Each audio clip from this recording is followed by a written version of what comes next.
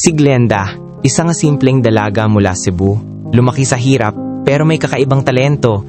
Sa sayaw, natutunan niyang lumaban at ngayon, isang oportunidad ang magdadala sa kanya sa bansang Brunei, isang mundong tahimik na kumikinang. Pero hindi lahat ng kumikislap ay ginto. Ano nga ba ang tunay na buhay sa likod ng entablado? Si Glenda ay panganay sa 3 magkakapatid.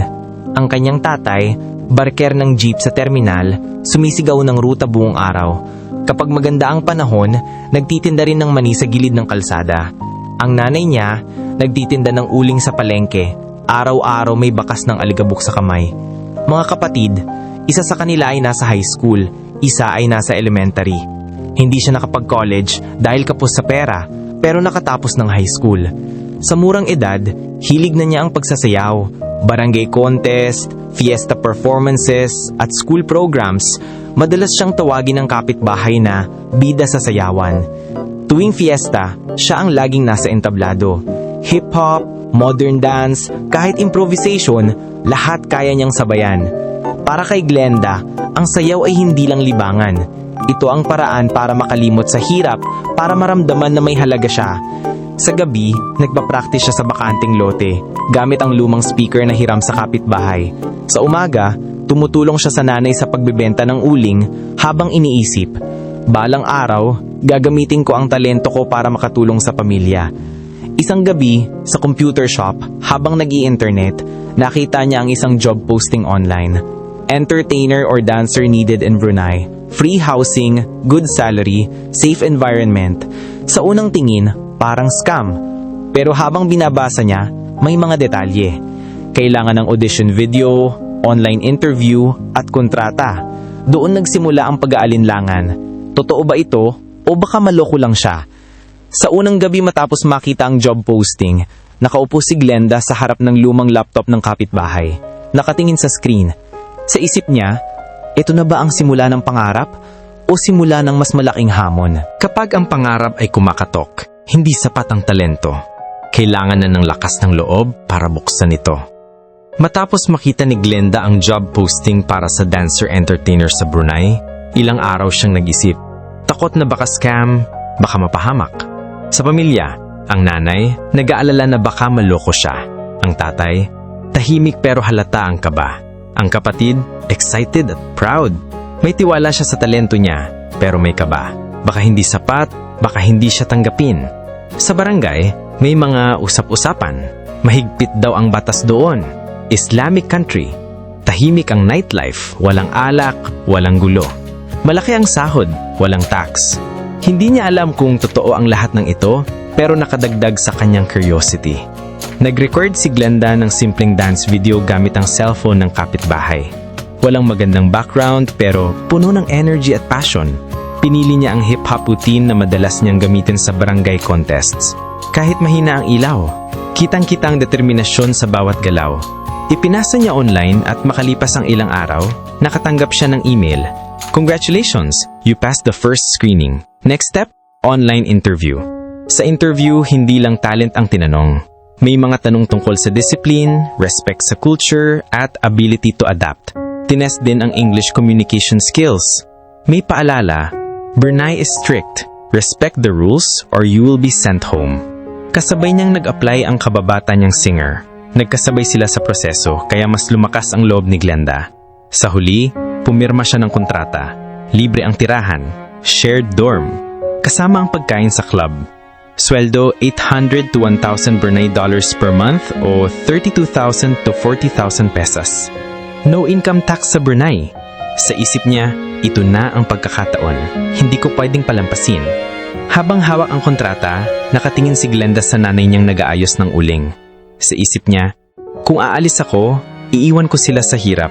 Pero baka ito rin ang susi para makaalis kami sa hirap.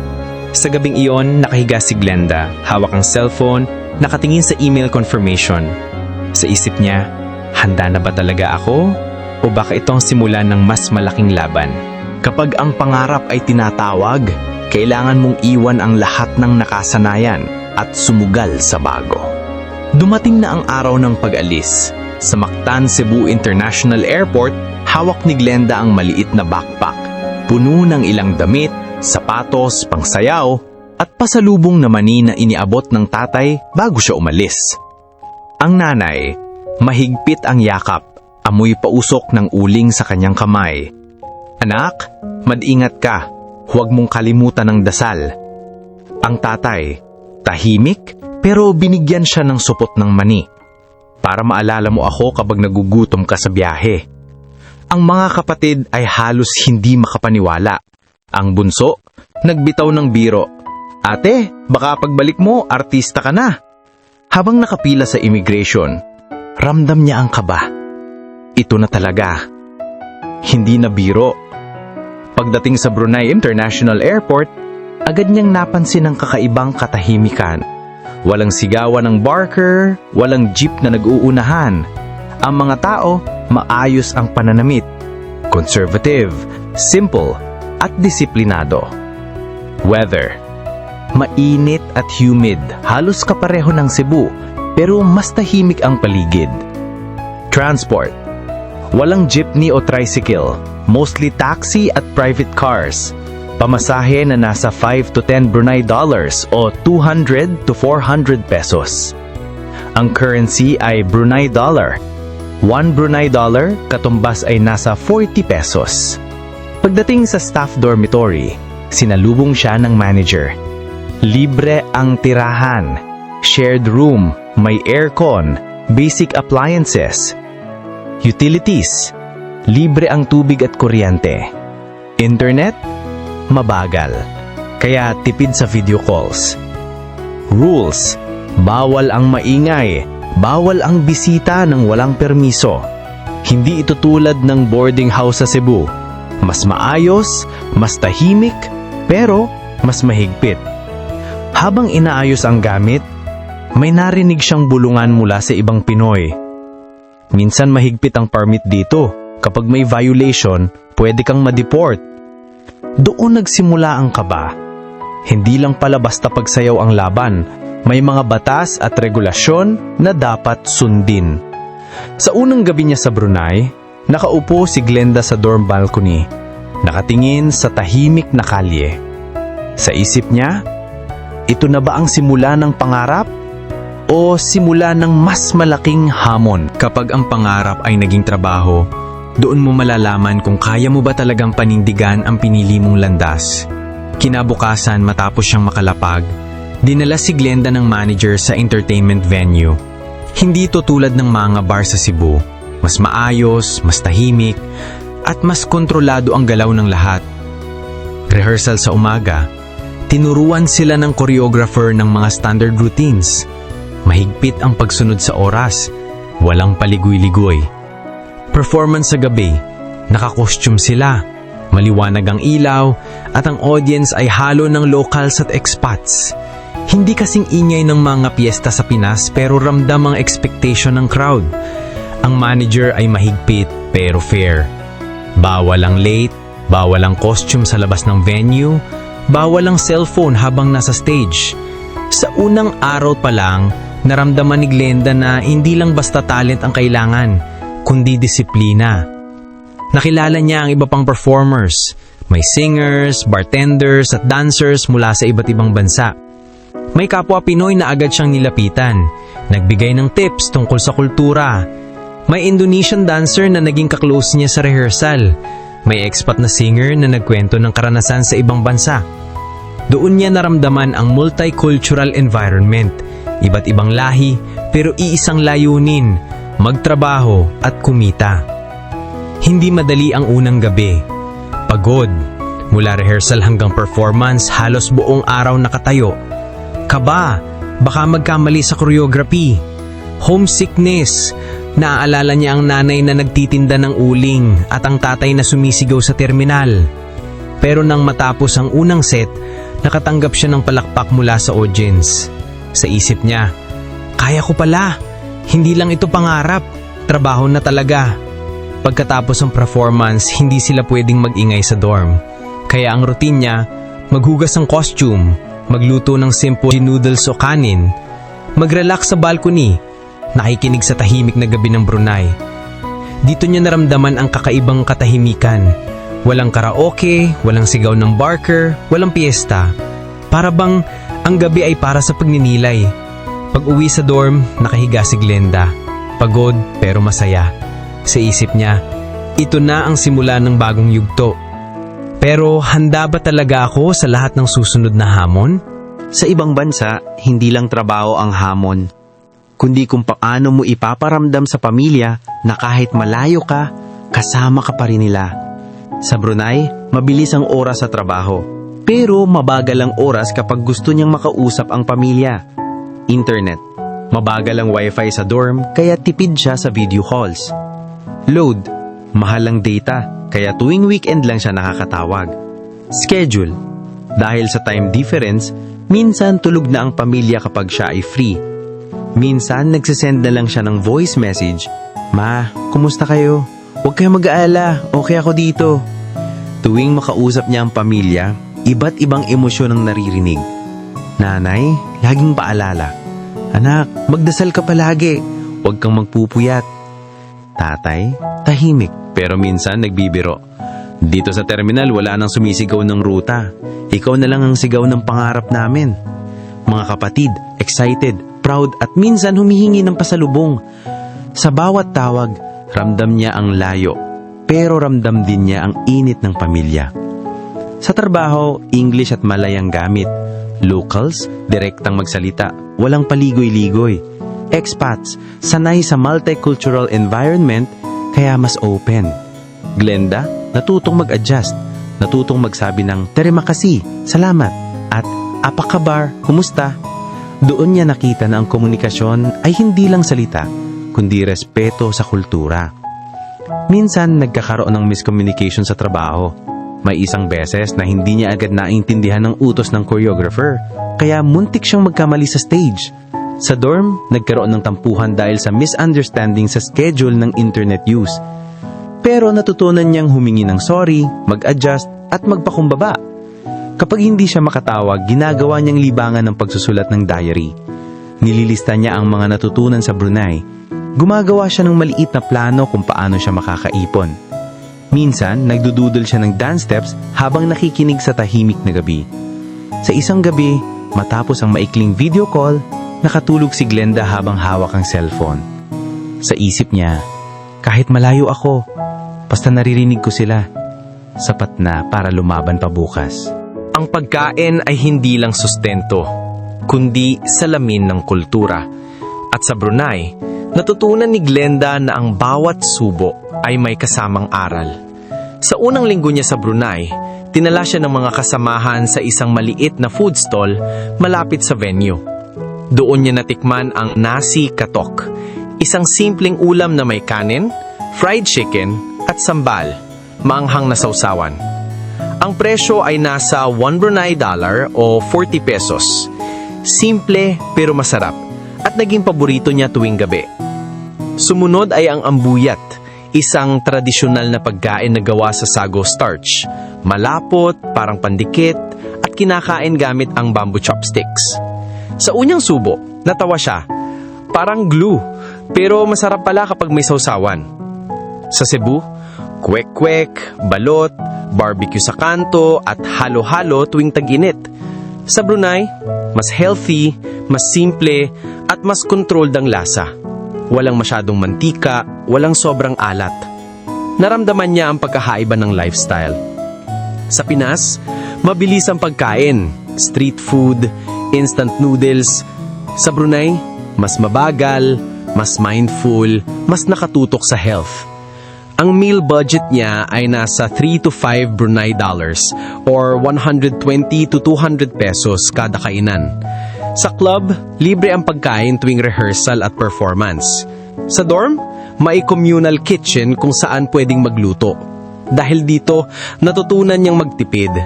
Minsan nagluluto siya ng adobo gamit ang soy sauce na binili sa supermarket.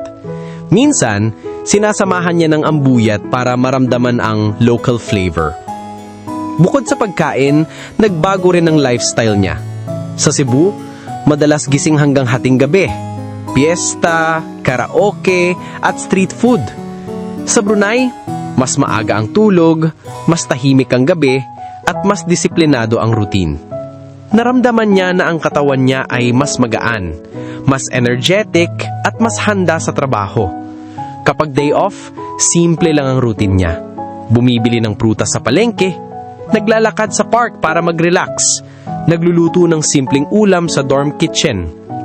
Ang simpleng pamumuhay ay naging paraan para makapag-ipon at makapag-adjust sa bagong kultura. Sa isang gabi, habang kumakain ng ambuyat sa dorm, napaisip si Glenda. Ang pagkain pala, hindi lang sustento. Ito rin ang paraan para matutunan ng kultura ng bagong mundo. Kung sa Cebu, ang kalsada ay puno ng sigaw ng barker at ingay ng jeepney, sa Brunei, ang katahimikan ng daan ang unang bumungad kay Glenda. Sa unang linggo niya sa Brunei, kinailangan ni Glenda na magpunta sa mall para bumili ng personal na gamit. Doon niya naranasan ang kakaibang sistema ng transportasyon. Walang jeepney, walang tricycle, taxi at private cars ang pangunahing sasakyan.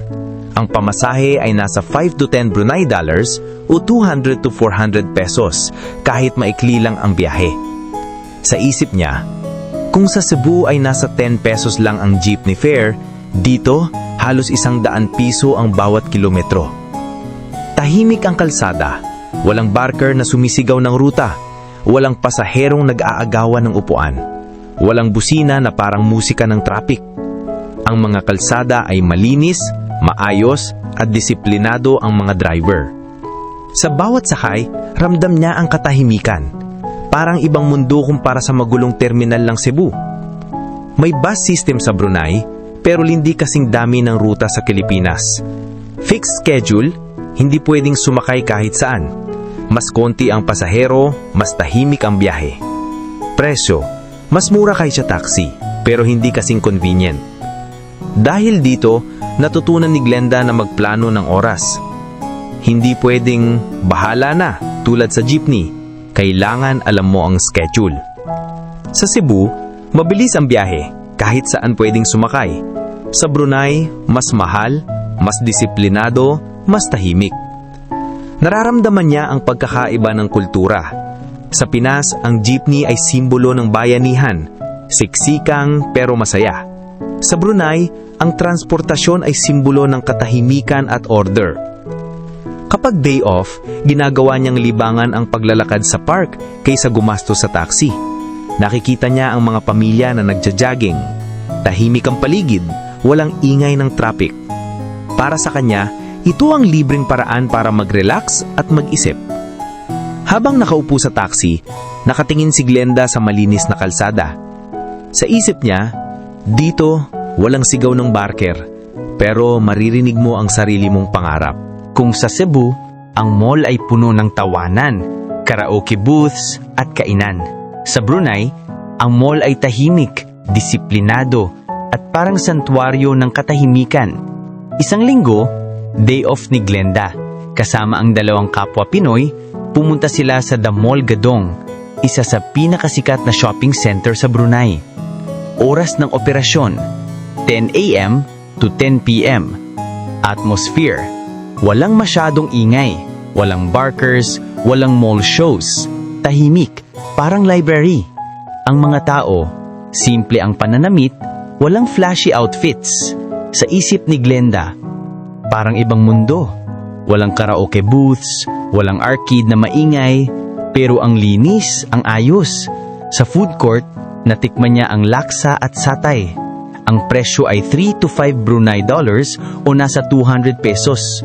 Walang masyadong fast food chains, mas marami ang local stalls.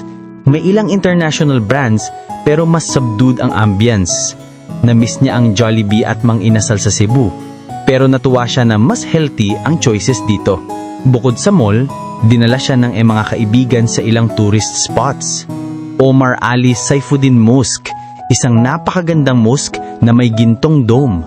Tahimik, solemn at puno ng respeto. Kampong Ayer, floating village na may mga bahay sa ibabaw ng tubig. Doon niya nakita ang simpleng pamumuhay ng locals. Tasek Lama Park, nature spot kung saan pwedeng mag-jogging at mag-relax. Sa bawat pasyalan, ramdam niya ang pagkakaiba ng kultura. Mas tahimik, mas simple, mas grounded. Habang naglalakad sa mall, napansin ni Glenda ang isang security guard na mahigpit tumingin sa kanila. Naalala niya ang paalala ng manager. Always respect the rules. No loud behavior. No improper clothing. Biglang kinabahan siya. Baka may mali sa suot niya. Baka may bawal siyang nagawa. Pero nang lumapit ang guard, simple ng paalala lang pala. No photos inside certain areas. Doon niya naramdaman ang higpit ng disiplina sa Brunei. Hindi biro ang mga patakaran nila. Sa Cebu, mall shows, karaoke booths, arcade games, at madalas puno ng tao. Sa Brunei, tahimik, disiplinado, at mas nakatutok sa pamilya. Naramdaman niya ang pagkakaiba ng bonding. Sa Pinas, mall ay lugar ng kasiyahan. Sa Brunei, mall ay lugar ng katahimikan at pamimili.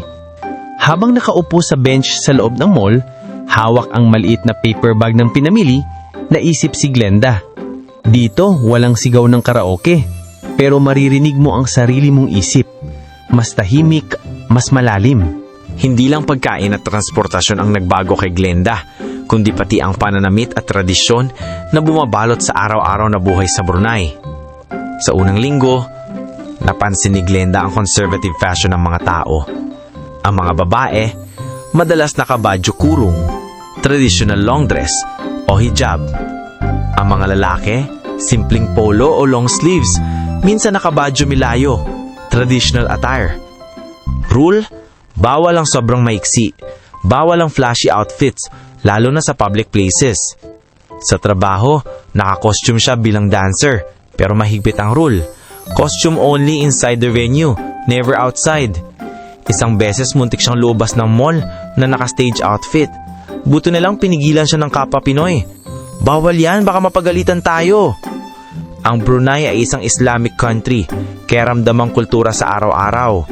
Pag Friday prayers, halos lahat ng shops nagsasara tuwing tanghali. Pag Ramadan, bawal kumain o uminom sa public places sa daytime. Kahit hindi Muslim si Glenda, natutunan niyang magpakumbaba at sumunod sa rules. Sa isip niya, iba pala ang disiplina dito. Hindi lang batas, kundi tradisyon na nakaugat sa pananampalataya. Isang araw, habang papasok sa mall, napansin ng guard ang suot niyang sleeveless blouse. Pinayuhan siya, "Please cover shoulders." Kinabahan siya, baka mapagalitan, baka ma-report sa manager. Mula noon, lagi na siyang may dalang shawl o jacket. Doon niya naramdaman ang higpit ng cultural rules. Hindi biro ang mga simple ng bagay na normal lang sa Cebu. Dahil sa mga restrictions, natutunan niya maghanap ng relaxing hobbies. Pagdodrawing, sketch ng mga traditional outfits, pagluluto, nag-experiment ng fusion, adobo na may local spices, pagbabasa tungkol sa kasaysayan ng Brunei, lalo na ang Sultanate at ang role ng Islam sa pamumuhay. Sa Cebu, fiesta, karaoke, shorts at tsinelas kahit saan. Sa Brunei, tahimik, disiplinado, conservative. Lesson, natutunan niyang mag-adjust, pagpakumbaba at magdala ng respeto sa bawat galaw. Habang nakaupo sa dorm, hawak ang sketchpad na pulo ng drawings ng hijab at badyo kurong, napaisip si Glenda. Kung ang pananamit ay salamin ng kultura, handa ba ako isuot ang disiplina ng bagong mundo? Kapag ang sahod ay sapat lang, kailangan mong maghanap ng dagdag na paraan.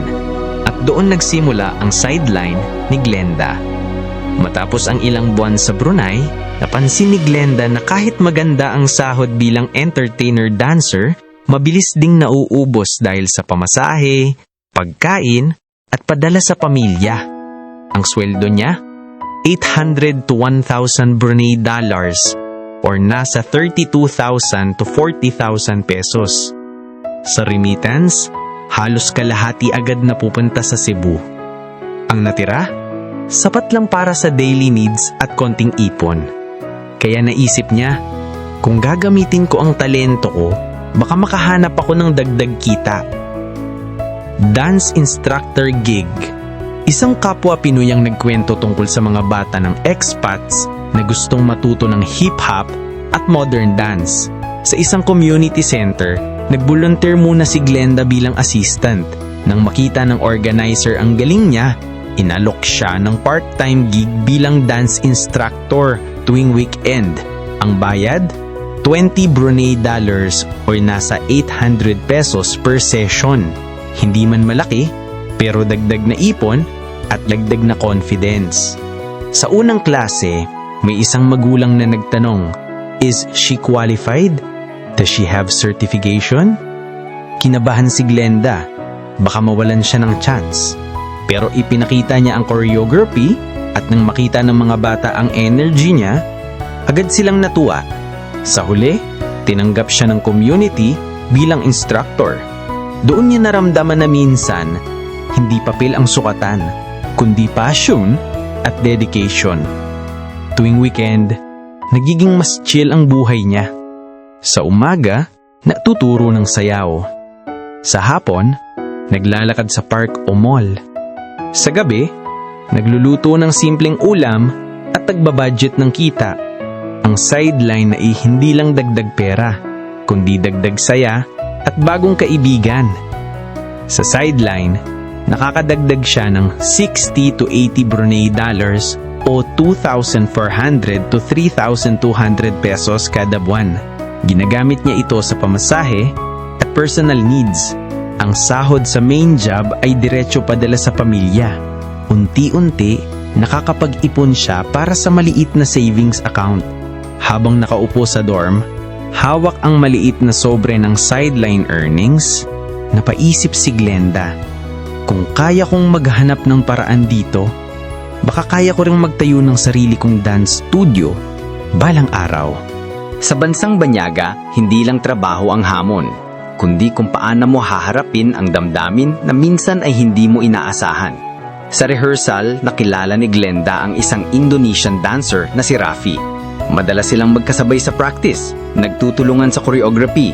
Si Raffi ay tahimik, pero palaging nakangiti. Sa bawat simpleng "Terima kasih" at "Apakabar", unti-unti silang nagkakaroon ng koneksyon.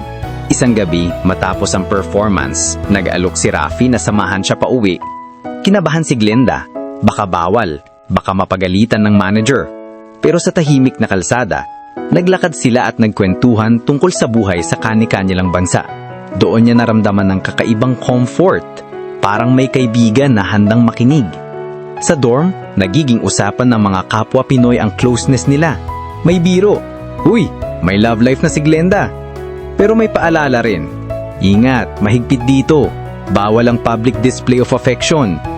Sa labas, kapag nagkikita sila sa mall o park, simpleng kwentuhan lang, walang hawak kamay, walang sobra, dahil alam nilang mahigpit ang kultura.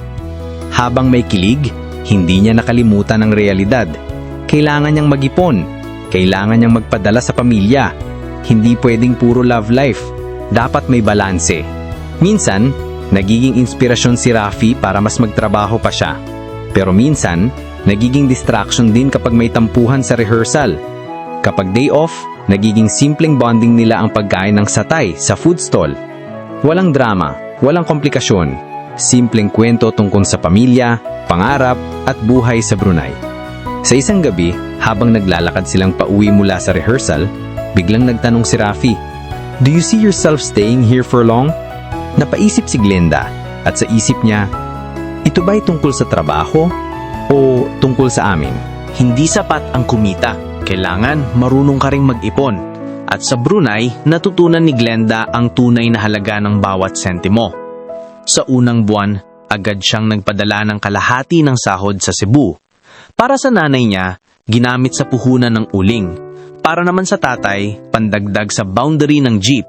Pambayad din ng tuition at baon ng mga kapatid. Sa isip niya, ito ang dahilan kung bakit ako nandito. Hindi lang para sa sarili, kundi para sa pamilya. Nag-budget siya. Nagsimula siyang gumawa ng simpleng sistema.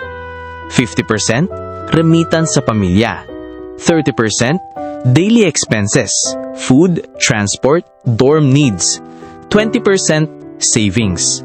Para mas madali, bumili siya ng maliit na notebook at tinawag itong budget diary. Dito niya sinusulat ang bawat gastusin, kahit maliit na candy o taxi fare. Isang buwan, nagkaroon ng emergency sa Cebu, na ospital ang kapatid. Kailangan ng dagdag na pera. Kinabahan siya, baka maubos ang ipon.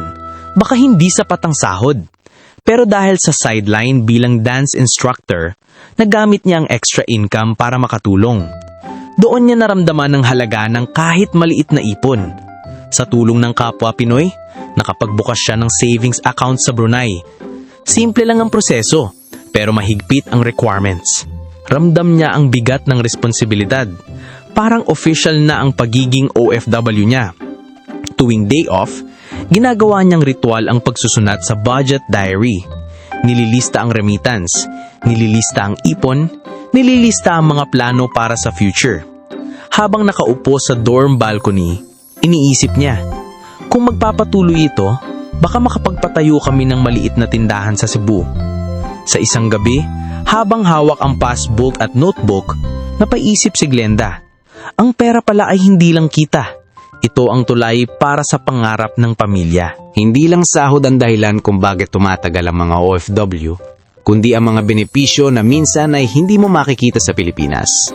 Pagdating ni Glenda sa Brunei, agad siyang inalok ng employer ng libreng tirahan. Dorm style, may sariling kwarto at shared kitchen. Malinis, disiplinado at may curfew. Hindi glamorous pero sapat para sa isang OFW na nagtitipid. Sa isip niya, kung sa Cebu kailangan kong magbayad ng renta, dito, libre na.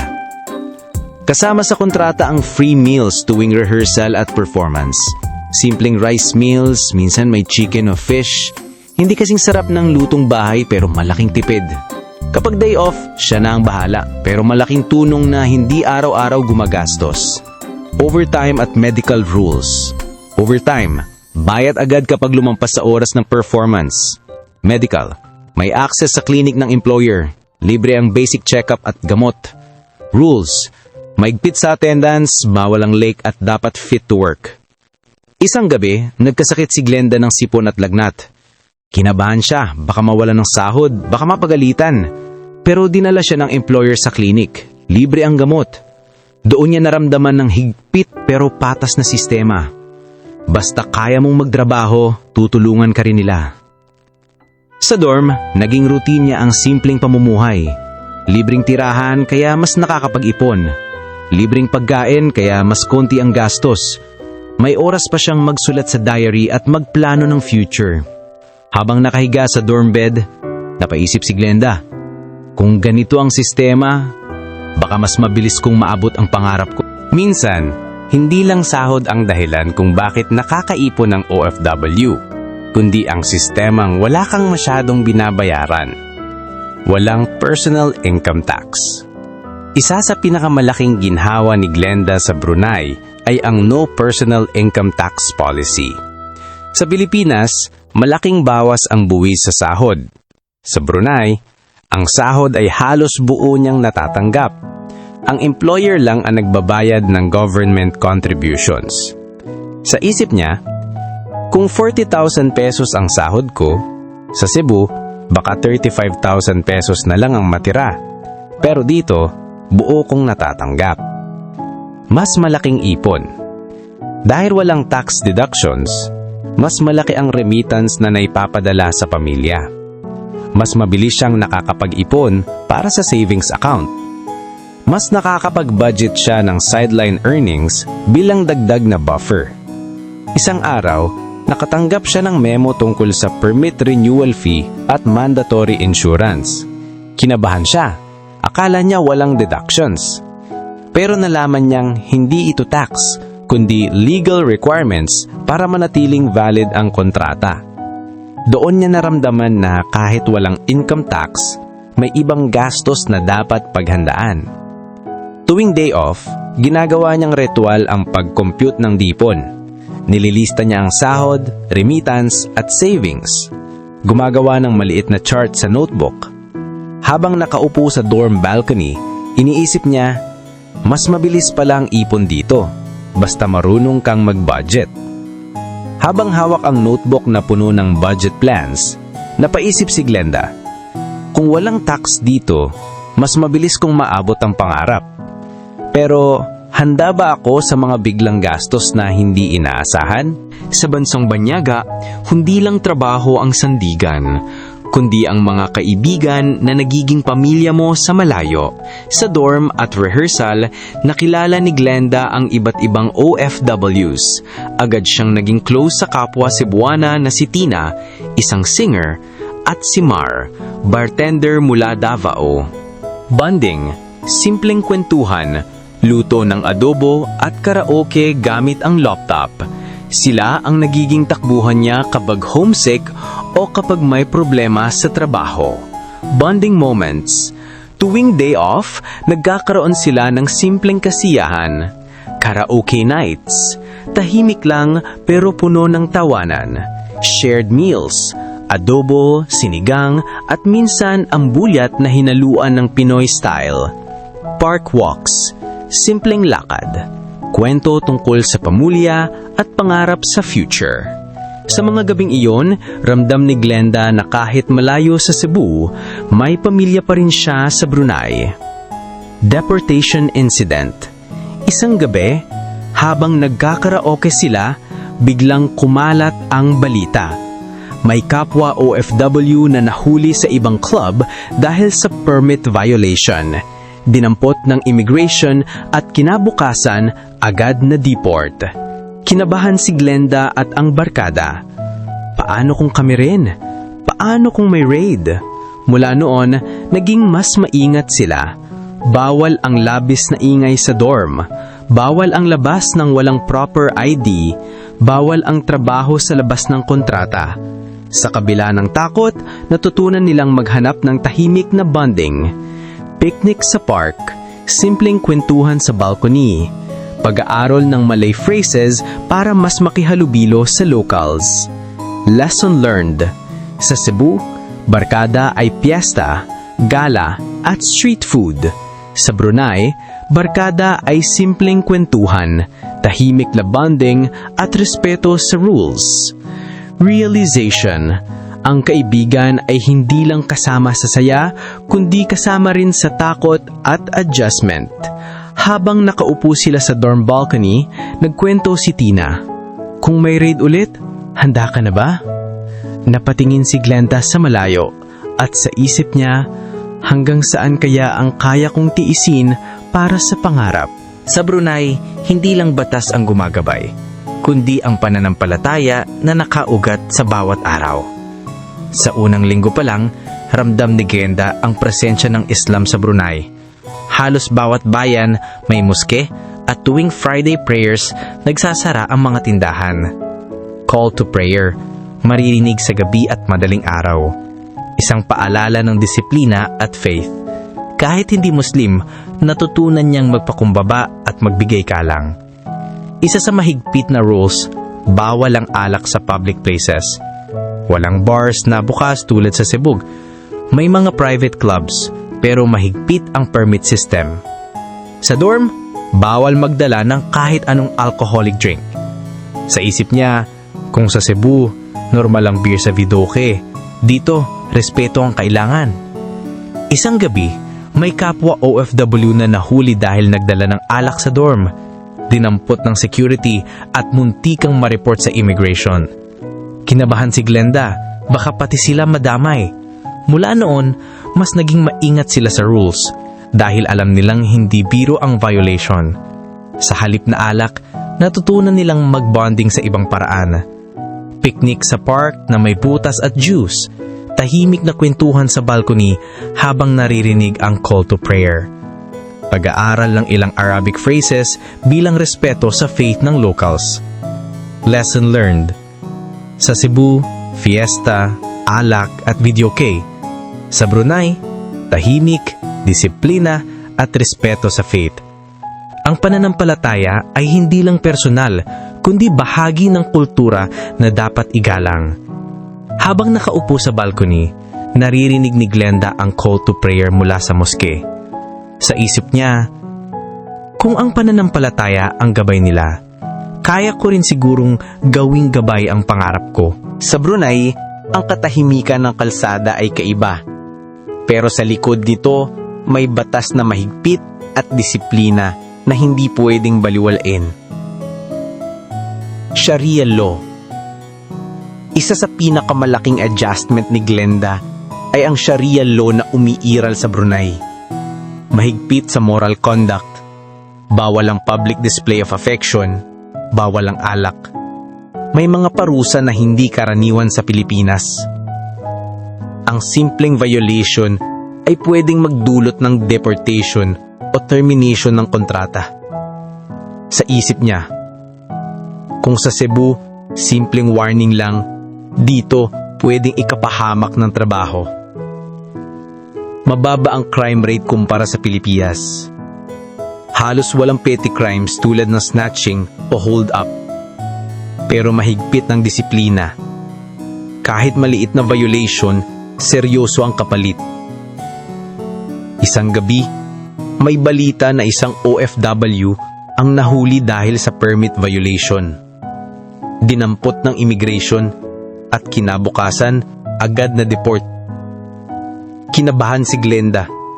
Paano kung may raid sa club namin? Paano kung may mali sa papeles ko? Mula noon, mas naging maingat siya sa lahat ng galaw. Lagi niyang dala ang ID at sinusunod ang curfew. Sa kabila ng higpit, ramdam niya ang katahimikan ng Brunei. Walang ingay ng traffic, walang takot sa snatcher. Kapag naglalakad sa park, ramdam niya ang peace of mind. Sa Cebu, masaya, pero may kaba sa kalsada. Sa Brunei, tahimik, disiplinado, pero may takot sa mahigpit na rules. Realization. Ang kaligtasan ay may kapalit, disiplina at respeto sa batas. Habang nakaupo sa dorm balcony, hawak ang kanyang ID card. Napaisip si Glenda. Kung ang kaligtasan ay nakasalalay sa disiplina, kaya ko bang sundin ito hanggang dulo? Sa Brunei, hindi lang kultura ang kakaiba, kundi pati ang klima at kapaligiran na araw-araw mong mararamdaman. Katulad ng Pilipinas, tropical din ang klima sa Brunei. Mainit sa araw, humid sa gabi. Madalas pawisan si Glenda kahit simpleng lakad lang sa mall. Sa dorm, kailangan palaging naka-electric fan o aircon. Sa isip niya, parang Cebu din na, pero mas mahigpit ang disiplina sa paligid. Isa sa napansin niya agad, sobrang linis ng Brunei. Walang kalat sa kalsada. Mahigpit ang rule sa basura. Bawal magtapon kahit maliit na candy wrapper. May multa kapag nahuli kang nagkalat. Isang araw, nakalimutan ng kaibigan niyang si Mar na itapon ng maayos ang plastic cup. Nahuli ng guard. Agad pinagsabihan. Kinabahan si Glenda. Baka ma-report at makaapekto sa permit nila. Mula noon, naging mas maingat sila. Kahit sa simpleng basura. Maraming parks na malinis at tahimik. Doon sila nagpipiknik tuwing day off. Walang ingay ng traffic. Puro chirping ng ibon at katahimikan. Sa Cebu, piyesta, street food, at minsan kalat sa kalsada. Sa Brunei, tahimik, malinis, at mahigpit sa basura. Ang disiplina sa kapaligiran ay hindi lang batas, kundi kultura. Habang naglalakad sa park, hawak ang maliit na plastic bag ng basura, napaisip si Glenda. Kung ang kalinisan ay disiplina, kaya ko rin sigurong linisin ang landas ng pangarap ko. Hindi pwedeng trabaho lang. Kailangan may oras din para sa sarili. Para hindi lamunin ng lungkot ang isang OFW. Tuwing day off, madalas si Glenda at ang barkada sa mga parks ng Brunei. Malinis, tahimik, at puno ng puno at ibon. Simpleng picnic na may prutas at mani. Walang ingay ng traffic, puro katahimikan. Sa isip niya, kung sa Cebu, mall at karaoke.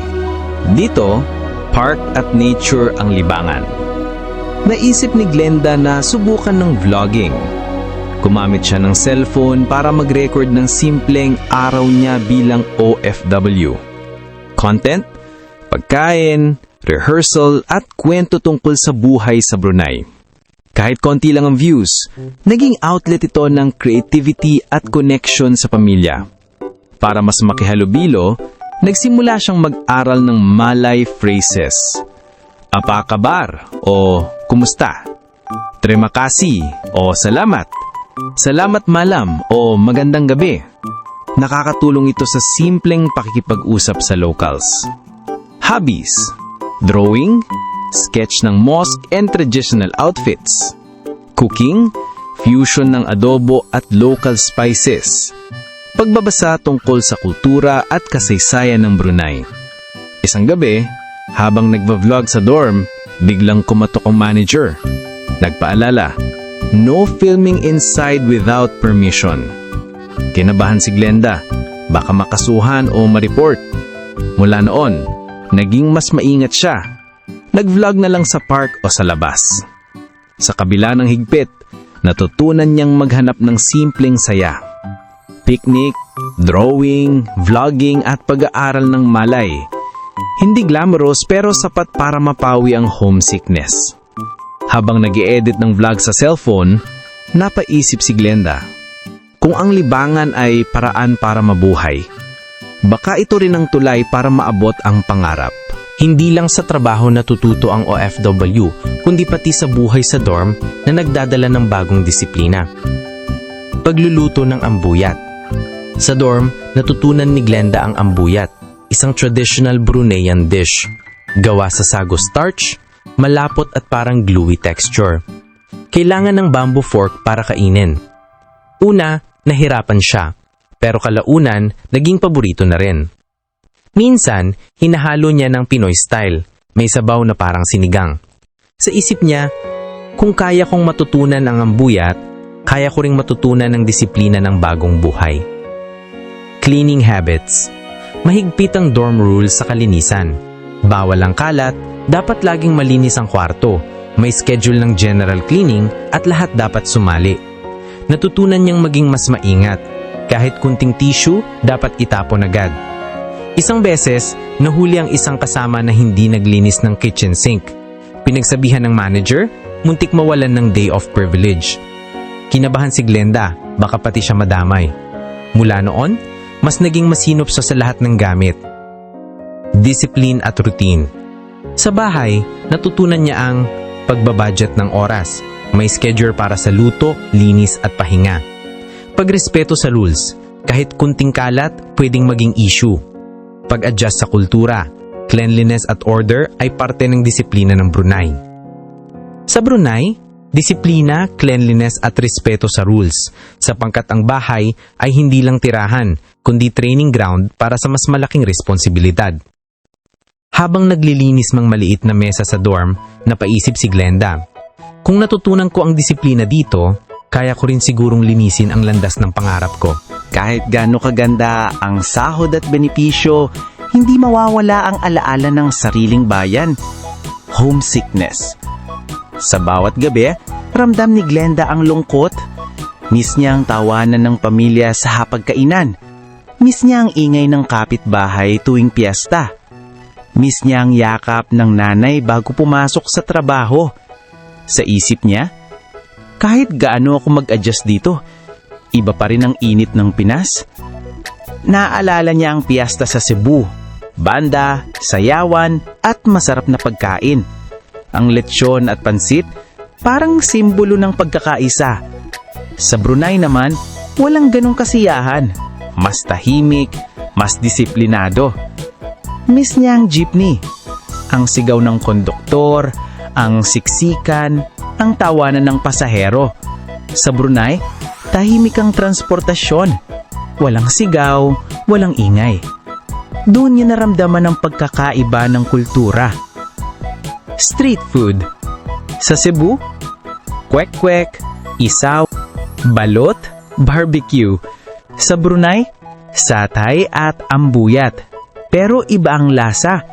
Minsan, nagluluto sila ng barbecue sa dorm para lang maramdaman ang Pinas vibes. Isang gabi, habang nagkakaraoke sila ng Pinoy songs, biglang natigilan si Glenda. Hindi dahil sa lungkot lang, kundi dahil sa takot na baka hindi na siya makauwi agad. Naalala niya ang deportation incident ng ibang OFW. Sa isip niya, paano kung ako rin? Paano kung hindi ko na makita ang pamilya ko? Para mapawi ang homesickness, video call sa pamilya tuwing gabi. Simpleng kwento tungkol sa ulam, klase ng kapatid, at jeepney boundary ng tatay.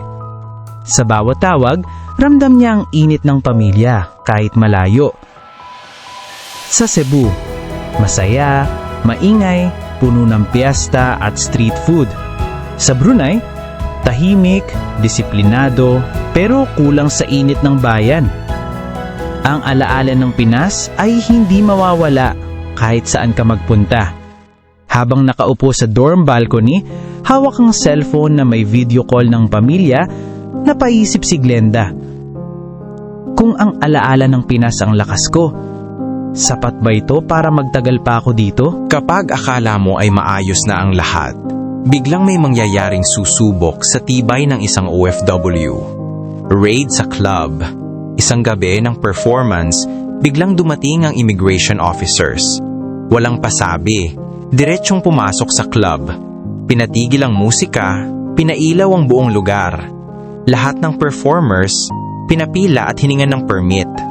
Violation ng permit. May ilang kasamahan na hindi updated ang working permit.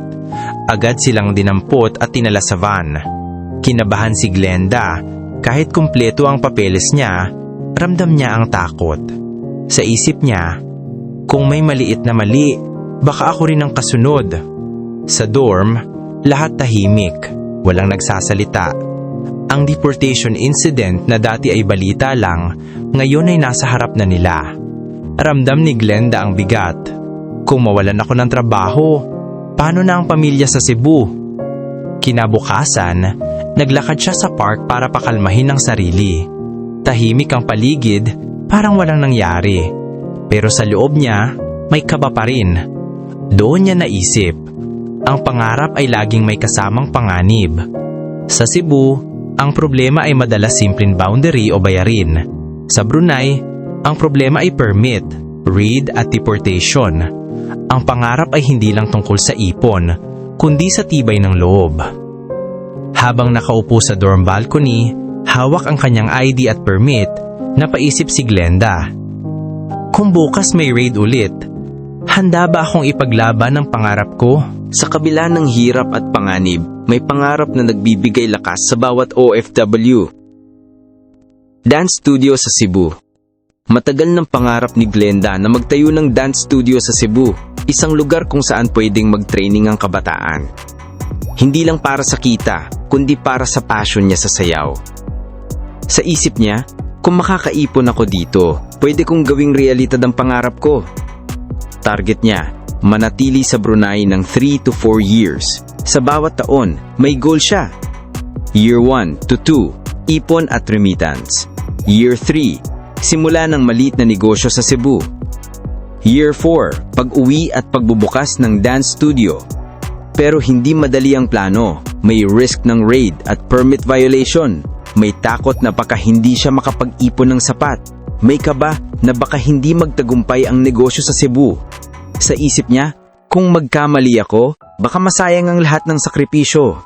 Tuwing gabi, ginagawa niyang ritual ang paglista ng pangarap. Sa notebook, dance studio, 500,000 pesos capital. Sa cellphone, reminder ng 3 to 4 years plan. Sa balcony, simpleng pagtanaw sa langit, sabay dasal na matupad ang pangarap. Sa Cebu, pangarap lang ang dance studio. Sa Brunei, unti-unti nagiging plano at realidad. Ang pangarap ay hindi lang iniisip, kundi pinaghahandaan.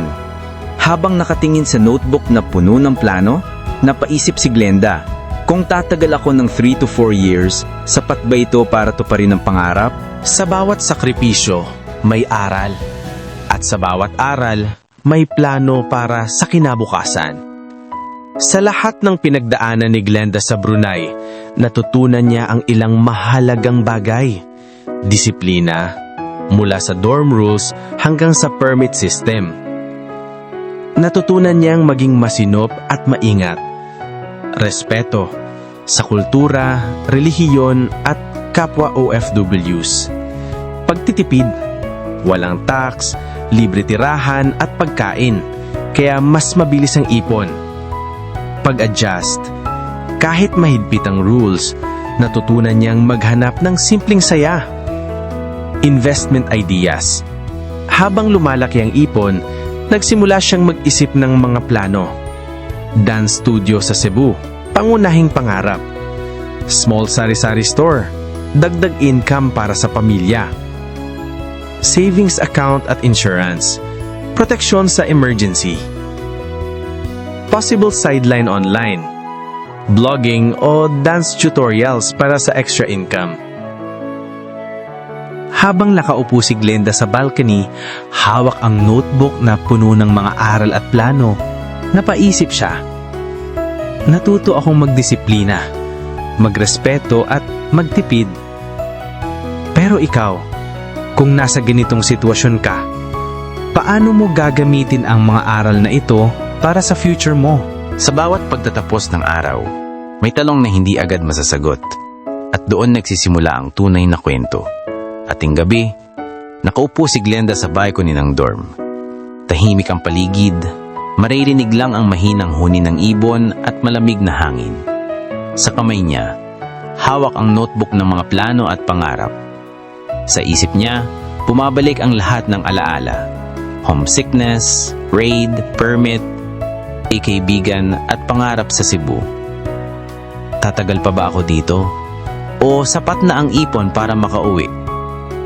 Kung uuwi ako ngayon, baka hindi ko pa maabot ang dance studio. Kung magtatagal ako, baka mas limaki ang panganib. Sa huling esena, tumingin siya sa camera, diretso sa audience. Kung ikaw, magtatagal ka pa ba? O uuwi na